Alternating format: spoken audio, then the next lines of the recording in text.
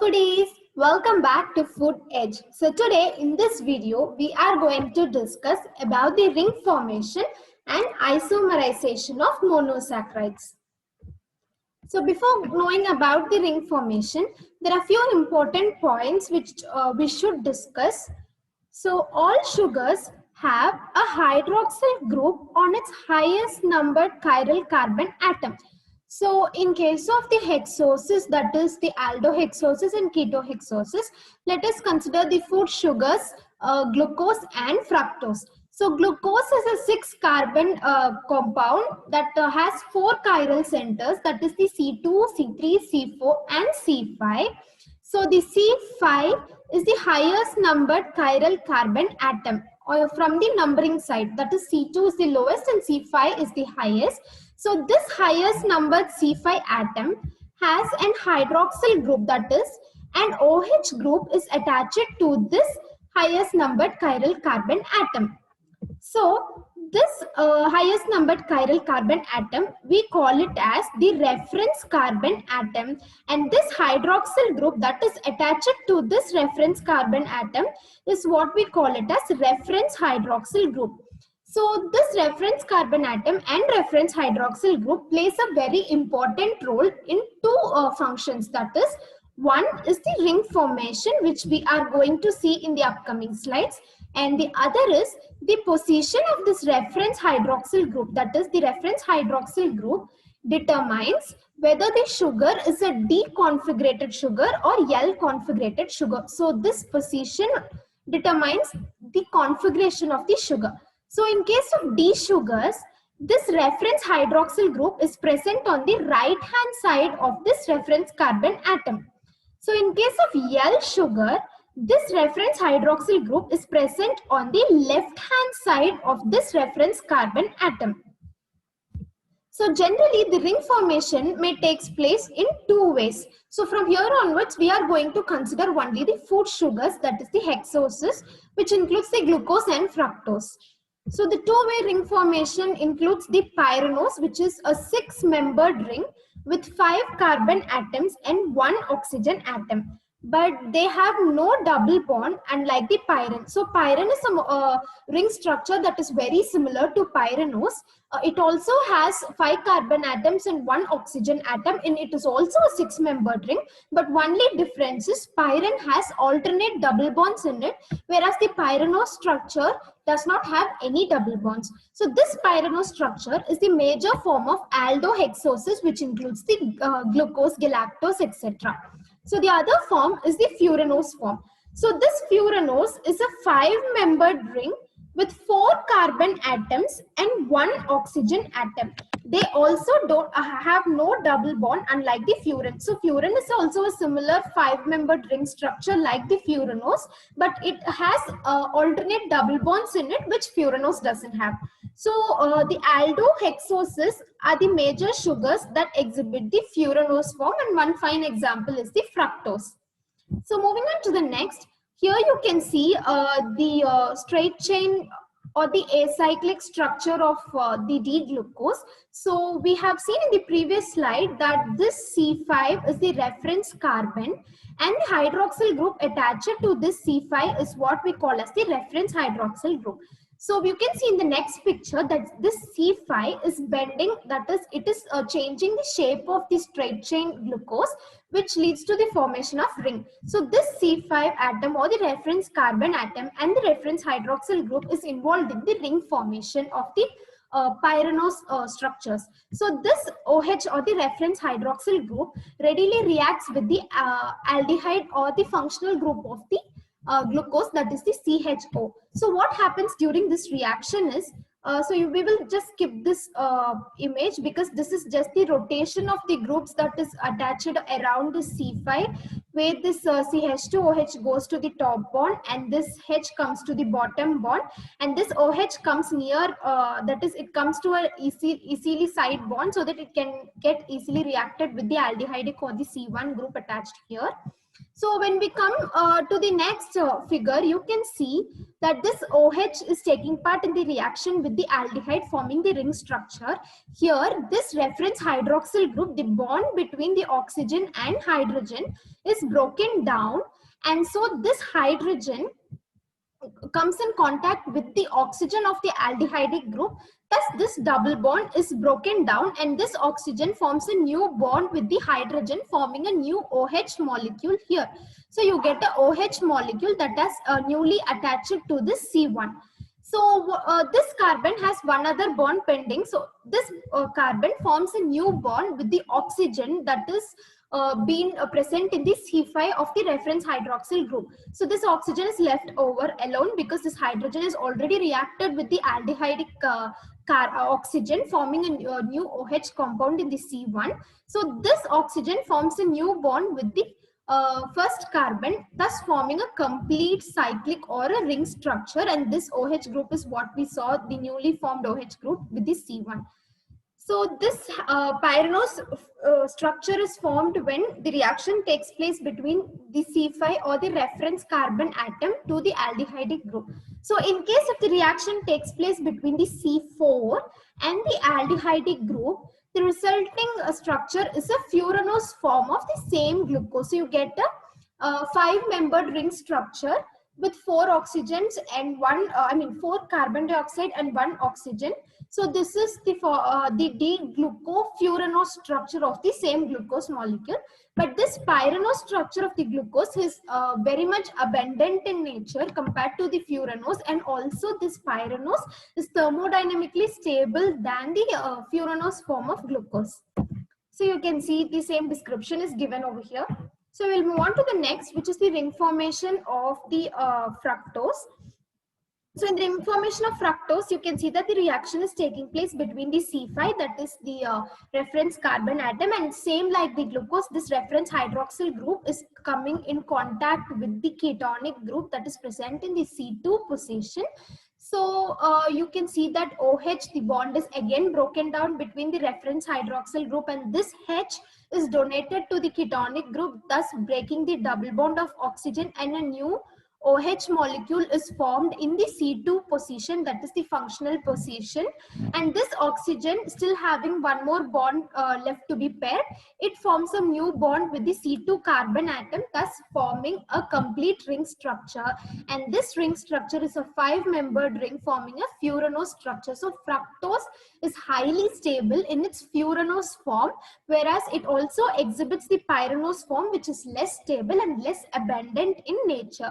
So for the formation of this pyranose form, the ketonic group reacts with the primary hydroxyl group that is attached in the C6 position. So the reaction takes place between the ketonic group and the C6 primary hydroxyl group. So that is the description given here. So moving on to the next, we will see about the hemiacetals. So hemiacetals, from the name you can see this is something describing the aldehydic group. So whenever an alcohol is reacted with an aldehyde, the product formed, you call it as hemiacetal.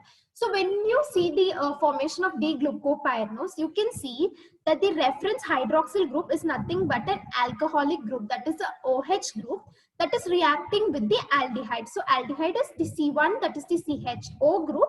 So the reaction is primarily between this alcohol and this aldehydic group. So the resultant form, that is the D-glucopyranose, we call it as a hemiacetal. And this hemiacetal molecules are readily available for reactions, further reactions.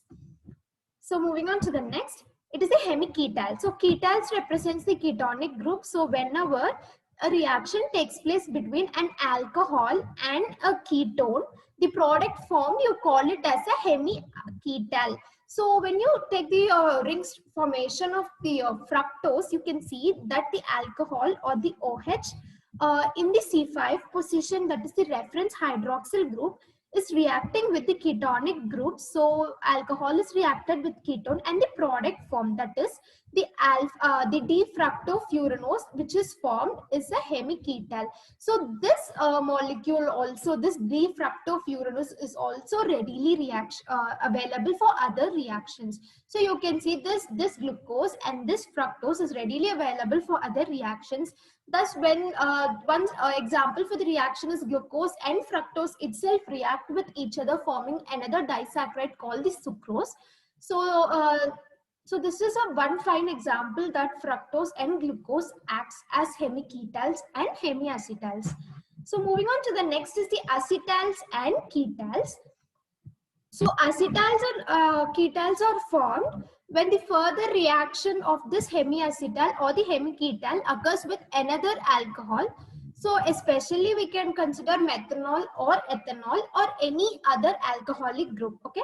So the product form is acetal or glycoside. Other name is glycoside. So why it is called as glycoside? Because the reaction, after the reaction, the product is linked together with the glycosidic bond. So when you look at into the structure of sucrose, it will be very evident that the bond joining this glucose and fructose molecule is a glycosidic bond. So sucrose is a glycoside molecule. So we can also call it as acetal or ketal, but a common term used is a glycoside molecule. So whenever the hemiacetal reacts with the alcohol or hemiketal reacting with the alcohol, the product form you call it as acetal or ketal. So instead of splitting these two as acetal and ketal, we can use a common name as glycoside. So one example, this is a non-sugar formation example where the reaction is between the hemiacetal and methanol, where you the product form you call it as an acetal, where the OH group is completely replaced with an R group. So moving on to the next is the isomerization of monosaccharides. So there are two isomers can be divided into two. So one is the structural or constitutional isomers. The other one is the stereoisomers. So when you see the structural or constitutional isomers, they have the same molecular formula but a different molecular framework. And one fine example is the glucose and fructose. They have the same molecular formula C6H12O6, but they have a different molecular framework. That is, the glucose has aldehydic group as their functional group, whereas the fructose has ketonic group as their functional groups. So stereoisomerism is nothing but they have same atoms bonded identically, but they differ in their orientation in the space. So this stereoisomerism can be divided into two. So first one is the enantiomers, which mainly includes the D and L configurated sugars. And the second one is the diastereomers, which includes the cis and trans configurated sugars. So these enantiomers are the stereomers that form mirror images of each other. So if you have watched a previous video where we discussed D and L sugars, so one important relation between this D and L sugars, apart from being isomers, is they are the exact mirror images of each other. So enantiomers are nothing but the sugars that form mirror image. So diastereomers are nothing but they do not form, that is, they are not mirror image formers. They do not form any mirror image. So glucose, fructose, galactose are structural isomers because they have the same molecular formula but different structural framework. Whereas the galactose and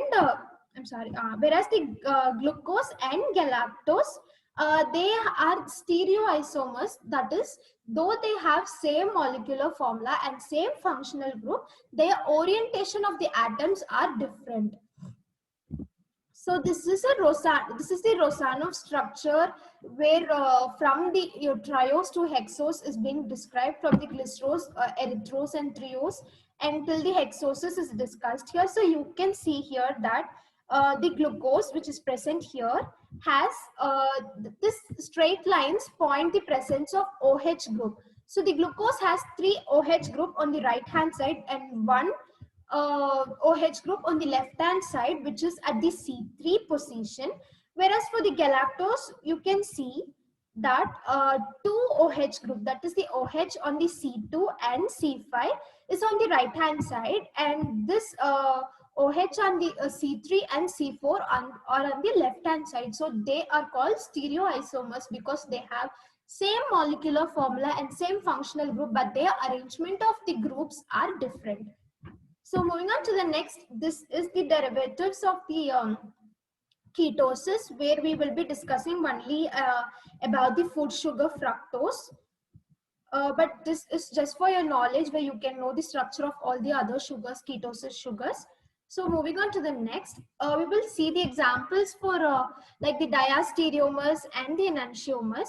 So the all D and L sugars are enantiomers of each other. So this is the one fine example. Whenever you see D and L sugars, they are the enantiomers of each other. That is, the D and L of the same sugars are enantiomers because only same sugars can form mirror image. So do D glucose and L glucose are enantiomers of each other, and the same way D fructose and L fructose are enantiomers of each other.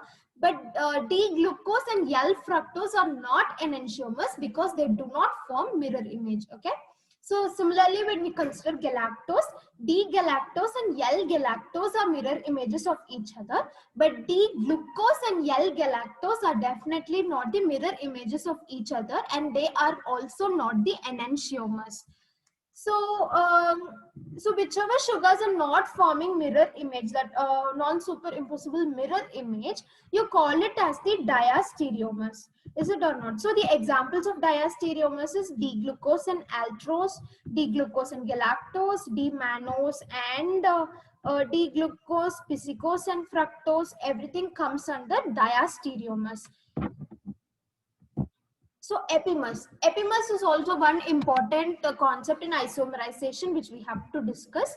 So two sugars, okay, let's look into very keenly into this. Two sugars differing only in configuration around only one of two or more chiral centers. So when we consider glucose, it has 4 chiral centers, and when we consider galactose, it also has 4 chiral centers. But these two sugars can be termed as epimers if and only if these two sugars differ in their structural arrangement around one chiral center. Okay, so it will be very clear when you see an example. So their arrangement of the H and the OH group should differ only at one chiral center. Even though the sugar has more than one chiral centers, the arrangement of the H and OH atom should be varying from each other only at exactly one chiral center. So one other point about the epimers is, epimers are two diastereomers that differ only at one stereo center. So easily to understand this point, you can tell all epimers are diastereomers because epimers differ at only one chiral center. So whenever there is a change, they do not form mirror image. So we can tell that all epimers are diastereomers, but not all the diastereomers are epimers. Okay. So just be clear with this point because it is very important regarding the epimers. So for example, we can consider for the epimers is D-glucose and D-mannose, D-glucose and D-galactose. In case of the ketosis sugar, you can consider the D-fructose and piscicose and D-sorbose and tegatose. So structural examples for these are, you can see here. So this mannose and glucose, let's consider. So it is given here. They are the C2 epimers. So the structure around only one chiral center should differ between two sugars, and then we call those two sugars as epimers. So when you consider this mannose and glucose, you can see here that all the other arrangements around the chiral center. So let us spot the chiral atoms here. So this part is the chiral atom, that is the C2, the C2, and this is C3, and this is C4, and this is C5. So this is the chiral centers. Again, for the glucose, you can see from C2 and C5 is the chiral centers. So they should be, the configuration of the sugar should differ only at one chiral center. So let us consider this, we'll compare the mannose and glucose, okay? So you can see that in C2 itself, mannose is having OH on the left hand side, whereas glucose is having H. So there is a change here. So this place it is differing. They both are differing at the C2 position. Now let's compare with the C3 position. You can see that on the left hand side, mannose is also having OH, glucose is also having OH, so tallied. So moving on to the C4 position, you can see that this OH is on the right hand side, and for glucose also OH is on the right hand side, so tallied. So C5 is the last chiral center, and you can see that the OH is on the right hand side, and here also the glucose also OH is on the right hand side. So you can tell that these two sugars, that is mannose and glucose, are differing only at one chiral center, that is only at the C2. So they are epimers. They are C2 epimers. So when we consider this galactose and glucose, you can see that the C2, four are the chiral centers, that is C2, C3, C4 and C5. So you can see that this is okay. First C2 is okay. C3 is also okay because both has OH on the left hand side. But when coming to C3, you can see that the OH is on opposite sides. That is, glucose is having OH on the right hand side, whereas the galactose is having OH on the left hand side. So they differ at this point, that is at the C4 point, whereas coming to the C5, both OH is on the right hand side for both the sugars. So this glucose and galactose are C4 epimers, that is they differ in the configuration around the C4 chiral center, only at one chiral center. So okay, so now let us compare mannose and galactose. Okay, they are not epimers. So why they are not epimers? So just a minute, I'll just change the color so that will be easy for you guys to understand. Okay, so here you can see this is the mannose structure, and we know that it has 4 chiral centers, and galactose has 4. So let us just we will eliminate this glucose molecule. Okay, let's not consider about this glucose. So now we are comparing mannose and galactose. So you can see mannose has OH on the left hand side at the C2 position, whereas this galactose has OH on the right hand side. So there is one difference at the C2 center itself. So when we are moving on to the next, OH is on the left hand side for mannose, and for galactose also OH is on the left hand side. Okay, this is tallied. Okay, but when we are coming to C3 position, the OH is on the right hand side for mannose, but it is on the left hand side for galactose. So there are difference in the two chiral centers, that is C2 also has different configuration, whereas C4 also has different configuration. So and in this case, these two are not epimers because two chiral centers are having different configuration. So what are epimers? Two sugars that have difference in configuration around only one chiral center, we call it as epimers. So for better understanding, we will also discuss about the piscose and fructose. So here you can see that piscose and fructose differ only at the C3 position, where you can see the OH for piscose is on the right, whereas the OH of the fructose is on the left. Whereas the other configurations are on the same side, so they differ only at one chiral center, that is the C3, so they are called as epimers. So don't just keep this point in mind because they're very important in terms of your competitive side. So moving on to the next is the anomers. So anomers is also a very important concept to be known in the isomerization part. So a cyclic monosaccharide or glycoside that are epimers differing from each other in the configuration of C1 if they are aldoses, or in C2 if they are ketoses. So cyclic represents the ring structure. So we are going to discuss now about the ring structure of the monosaccharides. Okay, so the monosaccharides, if they have difference in the configuration of the C1 in case of aldoses. So when we consider aldoses sugar C1, we have to look for the configuration of C1. So when we consider the ketosis sugar, we have to look for the configuration of C2. So whenever, so anomers are nothing but the difference in the C1 or C2 centers of the cyclic structure. We call that center as the anomeric structure, or that carbon atom, that is the C1 carbon atom or the C2 carbon atom, we call it as the anomeric carbon. Okay, so but an example will easily like make you understand.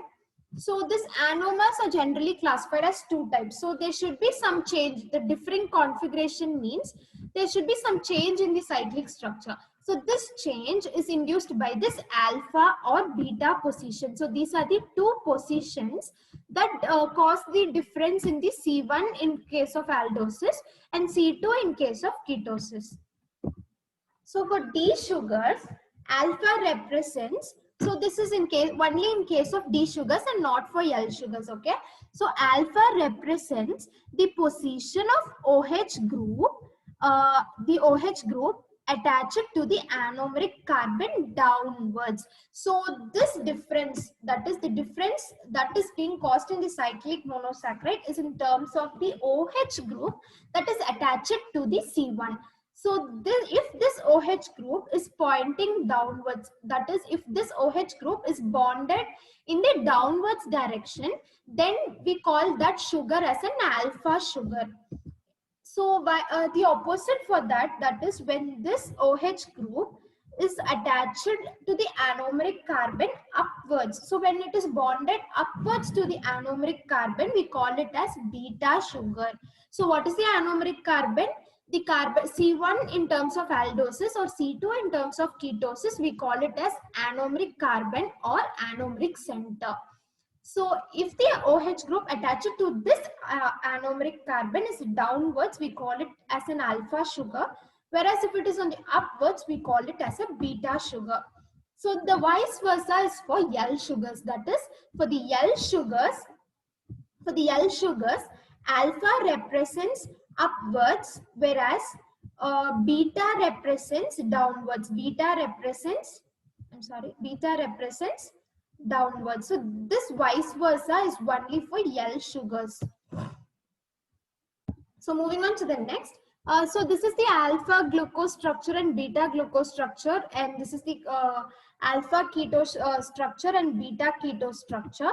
So coming to alpha glucose structure, you can see that this is an aldose sugar. So C1 is the anomeric carbon. We call this as the anomeric carbon. So this OH is attached downwards. So when it is attached downwards, we call it as an alpha sugar. So in this structure also, C1 is the anomeric carbon. The OH is attached upwards. So when it is attached upwards, we call it as a beta sugar. So when we are coming to in terms of fructose also, OH is attached downwards to the C2 position. So you term this primary hydroxyl group as C1. So this is C1. The ketonic group we saw during the ring formation, the ketonic group is present in C2. So this C2 is the active center for this fructose molecule. So this OH group attached to the C2 or the anomeric carbon C2 of fructose. If it is downwards, we call it as alpha fructose, and if it is upwards and the primary hydroxyl group is downwards, we call it as the beta structure or the beta fructose. So moving on to the next. That is the different ring structures can be expressed in different conformeric forms. So we will be discussing about them now. So conformers of the pyranose and furanose rings are of two types. So you can call it as the chair form and the boat form. So chair form can be further divided into two, axial and equatorial.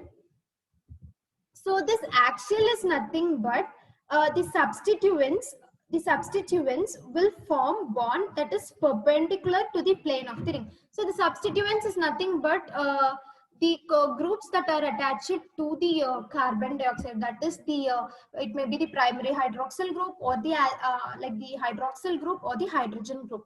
So the substituents, that is those groups which forms a perpendicular bond to the plane of ring, you call it as the axial structures, whereas equatorial is they form a parallel bond to the plane of the ring structure. So when you see images, you'll be very clear.